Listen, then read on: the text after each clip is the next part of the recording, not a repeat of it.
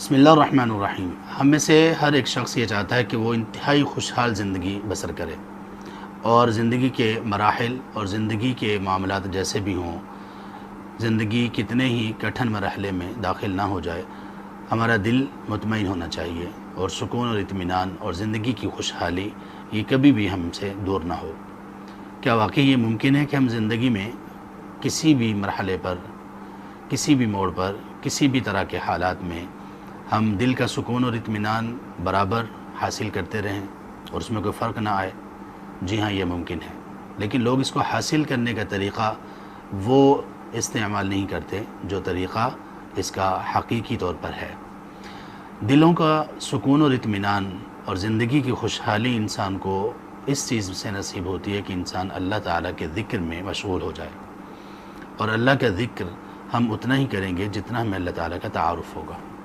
اللہ کے تعارف کے بغیر اللہ پر ایمان مکمل لانا یہ ممکن نہیں ہے۔ اللہ کے تعارف کے بغیر اللہ کے ذکر میں آگے بڑھنا یہ ممکن نہیں ہے۔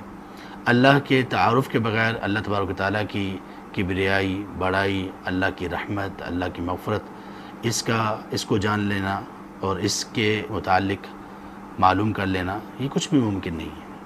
تو جتنا ہمیں اللہ کا تعارف ہوگا اتنا ہی ہم اس اللہ کا ذکر کریں گے، اور جتنا اللہ کا ذکر کریں گے اتنا ہی زیادہ دلوں کو اطمینان ملے گا۔ اللہ تعالیٰ کا فرمان ہے سورۃ الرعد میں آیت نمبر 28 میں، الذین آمنوا وتطمئن قلوبهم بذکر اللہ الا بذکر اللہ تطمئن القلوب۔ اسی سلسلے میں ہم انشاءاللہ ایک کورس لانچ کرنے جا رہے ہیں جس میں ہم اللہ کا تعارف سیکھیں گے۔ علوم میں، دنیا میں موجود جتنے بھی علوم ہیں، آپ بلکہ یوں کہہ لیجئے اسلامک علوم میں سب سے بڑھ کر عظیم، سب سے مقدس، سب سے بالا اور سب سے اعلیٰ علم اللہ تعالیٰ کے متعلق تعارف کا علم ہے، جس کو ہم اسماء و صفات کا علم کہتے ہیں۔